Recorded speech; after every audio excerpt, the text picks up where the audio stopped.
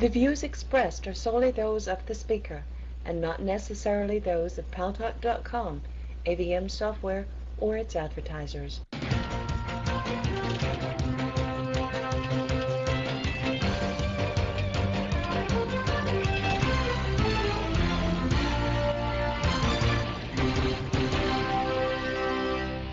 News Talk is online. News Talk Online is a production of Paltalk.com, the largest multimedia interactive program on the internet with more than 4 million unique users on demand on iTunes and on YouTube. And thanks to our friends at CRN Digital Talk Radio, distributed to cable systems serving an additional 12 million households. I'm your host, Gary Baumgarten. Before we get into today's program, I just want to let you know that tomorrow we have two guests on News Talk Online. Michael Harrison, the publisher of Talkers Magazine, which is the Bible of talk radio, will be here to talk about the demise of his industry because of my industry. Well, at least that's the doom and gloom that he is preaching. And also Daniel Vila, who is an expert on oil, especially Venezuela, will be here, which is quite interesting because today Hugo Chavez threatened to cut off oil to the United States of America, and Daniel Vila is going to tell us about that. And tomorrow night at 8 o'clock New York time, we will reconvene for extended coverage of the road to the White House as we cover the Potomac primaries. That's in the states of Virginia and Maryland and the District of Columbia. Hillary Clinton's campaign is in trouble. We may talk a little bit about that today as well, but first, I am so pleased to welcome Anthony Lupo to the show. Anthony Lupo is a partner at Arndt Fox and a member of the executive committee. He co-chairs the Entertainment Intellectual Property Group of the firm. He specializes in copyright, entertainment, trademark, advertising, and e-commerce law. He has significant experience in representing movie studios, computer and gaming companies, and television stations.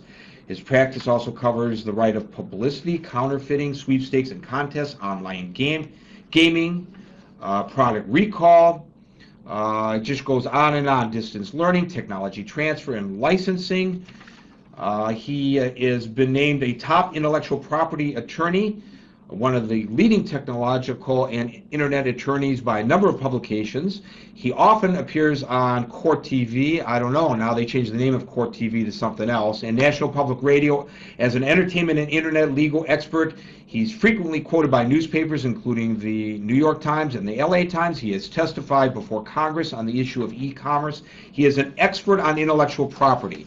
And I, as a person who is in the business, Anthony Lupo, and welcome to News Talk Online on Paltalk.com, am very confused about what that means. What is free and available to the public on the internet? What is somebody else's intellectual property? How do we know the difference? How can we protect that which we produce, or how do we let people know what we produce is available for the public and common good? It's all extremely confusing and an emerging area of law. And I believe, if I'm not mistaken, it was the basis of this whole writer's strike that we've just suffered through in both Los Angeles and in New York City. Please, Anthony Lupo, explain it to me and my audience. So welcome to the show.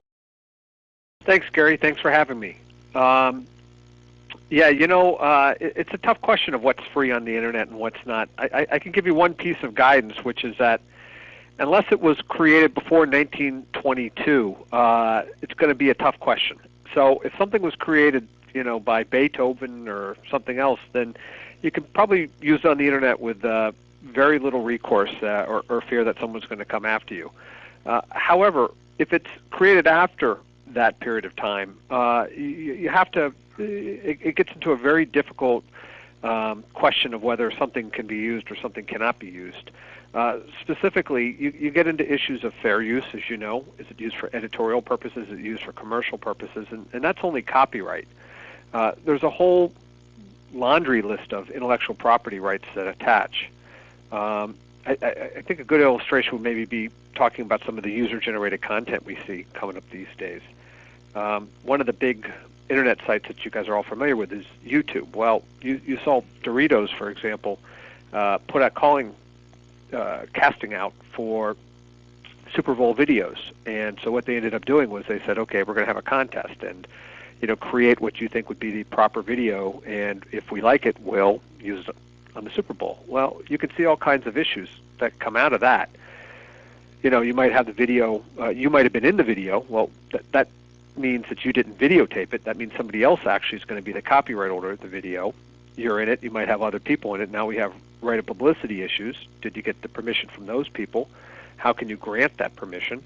You might have music in the background. Now we have copyright. And then maybe you took it out of a play, or you did a take on Star Wars or something. So now we have the copyright with regard to the Star Wars empire. So those are all the different issues that get bundled up, and it's very hard to clear those rights. Yeah, because you don't know where you're going to get the clearance. So I guess what a lot of people do, especially with the internet, is they post it, and if they get a cease and desist, they remove it, and generally that suffices. A corporation is probably not going to sue somebody for posting on YouTube something that is copyrighted, or is a corporation? Well, they mostly won't. You're right. I mean, and I guess the triggering line for most people is, are you using it commercially or are you using it non-commercially? Because most companies aren't going to spend the money and go after somebody that's, really, people commenting, their fan base. You might remember years ago, Fox went after all the Simpson websites, and they got a major backlash for that. And those were mostly fan sites. And so, we advise our clients that there's a different letter that goes to a fan site than that would go to a commercial site, because you don't want somebody else making money off the Simpsons. And then, God forbid they put them in porn sites. Now we have a whole other issue that goes on top of that. So, you don't want your trademarks tarnished either. So these are all the different issues that you've got to look at. And so if somebody is posting up videos on YouTube, you might find that nobody really cares about it. But on the other hand, if somebody's making money off it, it could, or think of it another way. If they're not even making money, but it's taking away money that you would have normally paid for it, think about a music video that you could download on iTunes. That's money that is not going Apple's court or into the band's pocket, frankly. They might be upset on that. On the other hand, you pick up some 80s band that nobody is really listening to, and maybe nobody really cares. It's more publicity for them.